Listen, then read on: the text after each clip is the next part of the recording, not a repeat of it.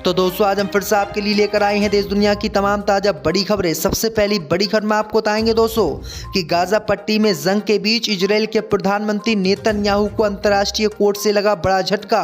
अंतर्राष्ट्रीय कोर्ट ने इजराइल के पीएम के खिलाफ जारी किया अरेस्ट वारंट। अब इजराइल के पीएम को होगी जेल। इजराइल में मची चीख पुकार।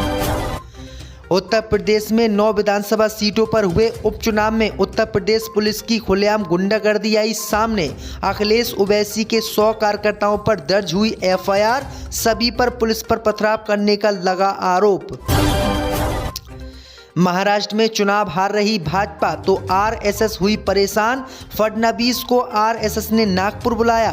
20 मिनट बंद कमरे में की बातचीत। महाराष्ट्र में बीजेपी की हार से परेशान हुए भागवत। हिंदू मुसलमानों में फिर से उत्तर प्रदेश में तकरार। अयोध्या की बाबरी मस्जिद के बाद अब संभल की बाबरी मस्जिद पर बन सकता है मंदिर। मस्जिद के रास्ते पुलिस ने किए आज बंद।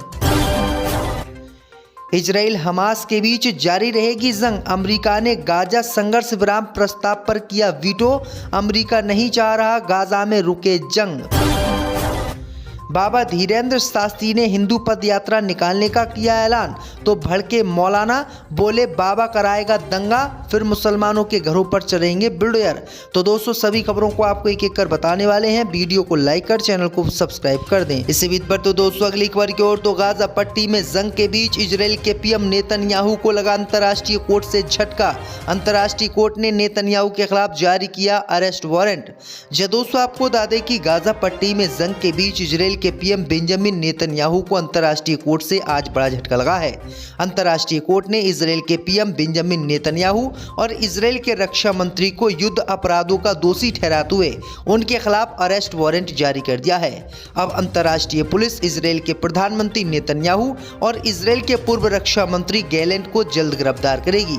दरअसल आपको बता दें कि पश्चिमी देशों ने अंतर्राष्ट्रीय कोर्ट में इजराइल के खिलाफ एक केस दर्ज किया था और इजराइल के प्रधानमंत्री नेतन्याहू पर आरोप लगाया था कि वह गाजा पट्टी में बेगुनाह फिलिस्तीनी मुसलमानों की हत्या कर रहे हैं और उनकी जमीन छीन रहे हैं। इस मामले पर सुनवाई करते हुए कोर्ट ने आज अपना फैसला सुना दिया और इजराइल के प्रधानमंत्री को दोषी मानते हुए इसके खिलाफ अरेस्ट वारंट जारी कर दिया। यानी इजराइल का प्रधानमंत्री नेतन्याहू अब जल्द गिरफ्तार होगा और पूरी जिंदगी अब इसकी जेल में कटेगी। आपकी राय इस खबर पर हमें कमेंट में जरूर बताएं।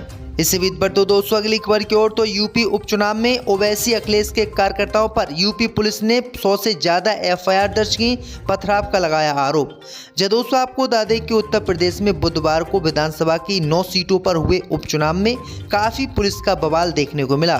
उत्तर प्रदेश पुलिस कई जगहों पर मुसलमानों को खुलेआम वोट नहीं डालने दे रही थी और समाजवादी पार्टी के कार्यकर्ताओं को दौड़ा दौड़ा कर पीट रही थी।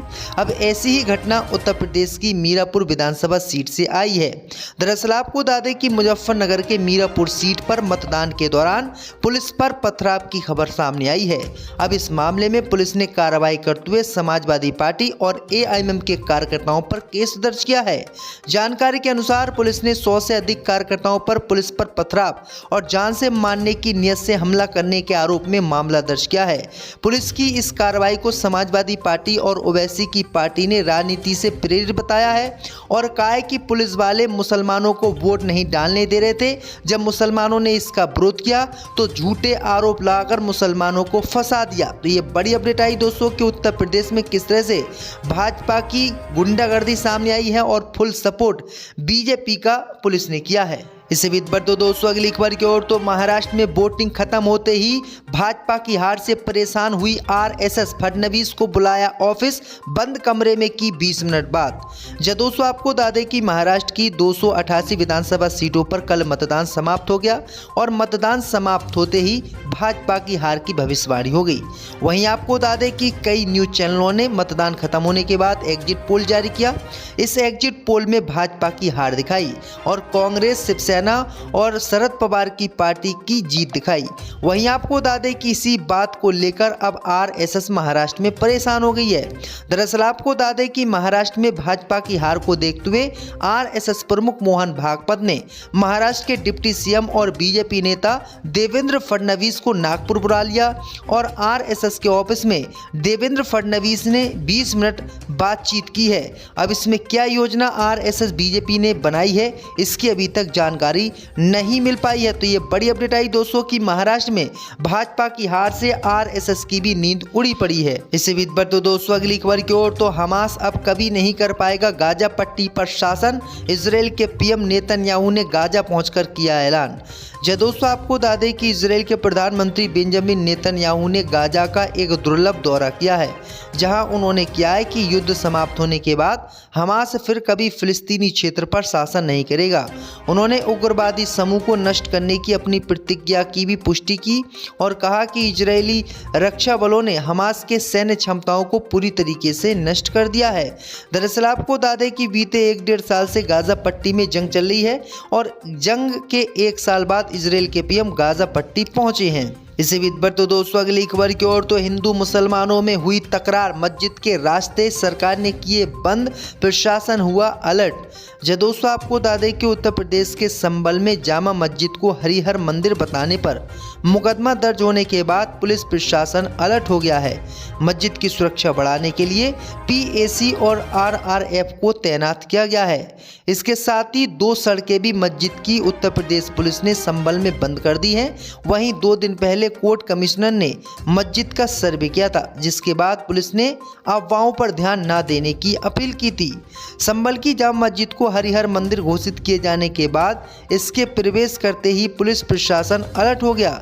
वहीं मस्जिद की सुरक्षा के लिए कई थानों की पुलिस के साथ पीएसी और आरआरएफ तैनात की गई है। एहतियातन के तौर पर मस्जिद की ओर जाने वाली 2 सड़कों को भी बंद कर दिया गया है। वहीं पुलिस प्रशासन के अधिकारी भी निगरानी कर रहे हैं। जामा मस्जिद को हरिहर मंदिर बताते हुए मंगलवार को संभल सिविल जज सीनियर डिवीजन की अदालत में बात दायर किया गया था। कोर्ट ने इस मामले को सुनने के योग्य माना। तो ये बड़ी अपडेट आई दोस्तों कि किस तरह से बाबरी मस्जिद के बाद अब संभल की जामा मस्जिद को भी मंदिर बताने की कोशिश की जा रही है और इसे तोड़ने की तैयारी हिंदूवादी संगठन कर रहे हैं। इसी बीच पर तो दोस्तों अगली खबर की ओर, तो इजराइल हमास के बीच जारी रहेगी जंग, अमेरिका ने गाजा संघर्ष विराम प्रस्ताव पर किया वीटो। दोस्तों आपको बता दें कि संयुक्त राष्ट्र सुरक्षा परिषद में बुधवार को गाजा में संघर्ष विराम को लेकर एक प्रस्ताव लाया गया, लेकिन यह प्रस्ताव पारित नहीं हो सका क्योंकि अमेरिका ने इस पर वीटो लगा दिया। इस तरह बाइडेन प्रशासन ने एक बार फिर से उस अंतर्राष्ट्रीय प्रयास को रोक दिया जिसका लक्ष्य गाजा में 13 महीने से जारी इजराइल हमास जंग को रोकना था। दरअसल आपको बता दें कि 15 सदस्यीय सुरक्षा परिषद के 10 अस्थायी सदस्यों की ओर से इस प्रस्ताव को आगे बढ़ाया गया था। इसमें तत्काल, बिना शर्त और स्थायी संघर्ष विराम की अपील की गई थी। बंधकों की रिहाई को लेकर अलग से मांग की गई थी। परिषद के 5 स्थायी सदस्यों में से केवल अमेरिका ने प्रस्ताव पर वीटो किया। यानी आपको बता दें कि अमेरिका गाजा पट्टी में इजराइल और हमास के बीच जंग नहीं रोकना चाहता और वो लगातार जंग करवाना चाहता है। तो ये बड़ी अपडेट आई दोस्तों कि अमेरिका इजराइल की जंग को नहीं रोकने दे रहा है। इसी बीच पर तो दोस्तों अगली खबर की ओर, तो बाबा धीरेन्द्र शास्त्री ने किया हिंदू यात्रा निकालने का ऐलान। तो मौलाना ने छोड़े तीर कमान, बोले दंगा ना हो जाए, भड़काते हैं मुसलमान। दोस्तों आपको बता दें कि मध्य प्रदेश के छतरपुर जिले के बागेश्वर धाम से खजुराहो के लिए बाबा धीरेन्द्र शास्त्री ने हिंदू पद यात्रा निकालने का ऐलान किया है। इनकी पद यात्रा 21 नवंबर से 29 नवंबर तक चलेगी। इस दौरान धीरेन्द्र शास्त्री संतों, सनातन धर्म के अनुयायियों के साथ 160 किलोमीटर पैदल सफर तय करेंगे। बताया जा रहा है कि इस यात्रा का उद्देश्य भारत में जात पात, ऊंच नीच के भेदभाव को मिटाकर सनातन हिंदुओं को एक करना है। भैया पंडित धीरेन्द्र शास्त्री की ये पद यात्रा विवादों में फंसती नजर आ रही है। दरअसल आपको बता दें कि इस यात्रा से ऑल इंडिया मुस्लिम जमात के राष्ट्रीय अध्यक्ष मौलाना साबुद्दीन बरेलवी ने दंगा भड़काने की आशंका जताई है। उन्होंने कहा है कि बागेश्वर धाम के बाबा धीरेन्द्र शास्त्री जो रैली निकाल रहे हैं वो दंगा भड़काने के लिए रैली निकाल रहे हैं, क्योंकि ये मुसलमानों के खिलाफ विवादित बयान देंगे तो ये मुसलमान भड़केंगे और फिर इन पर हमला करेंगे और फिर दंगा हो जाएगा। तो ये बड़ी अपडेट आ रही दोस्तों। इसी बीच पर तो दोस्तों अगली खबर की ओर, तो उत्तर प्रदेश में उपचुनाव खत्म होने के बाद आजम खान से मिले चंद्रशेखर आजाद। दोस्तों आपको बता दें कि उत्तर प्रदेश में 9 विधानसभा सीटों पर हुए उपचुनाव के खत्म होने के बाद आजाद समाज पार्टी के राष्ट्रीय अध्यक्ष व नगीना सांसद चंद्रशेखर आजाद ने सीतापुर जिला कारागार में सजा काट रहे सपा नेता आजम खान से 1 घंटे तक मुलाकात की। वह करीब 10 बजे पहुंचे थे और करीब 10:30 बजे वो बाहर आए थे। वहीं आपको बता दें कि उन्होंने आजम खान से उनके स्वास्थ्य व अन्य विषयों पर बात की। इस दौरान जिला कारागार के बाहर उनके समर्थकों की भीड़ लगी रही। जिला कारागार से बाहर आने पर उन्होंने कहा कि चुनाव जीतने के बाद 2 बार आजम खान से मिलने का प्रयास किया लेकिन सफल नहीं हुए। आज प्रयास किया तो सफल हो गए। काफ़ी लंबी बात हुई है। मेरा उनका राजनीति से अलग एक करीबी परिवार का रिश्ता है। मैं उनके मामलों को भी खूब देख रहा हूँ। उन्होंने कहा कि किस तरह से उन पर बकरा चोरी, भैंस चोरी के मुकदमे लगाए गए जो कि बिल्कुल फर्जी हैं। उन्होंने कहा है कि आजम खान को जो है ऐसे बैरिकेड में रखा गया है जहां पर फांसी पर लोगों को चढ़ाया जाता है।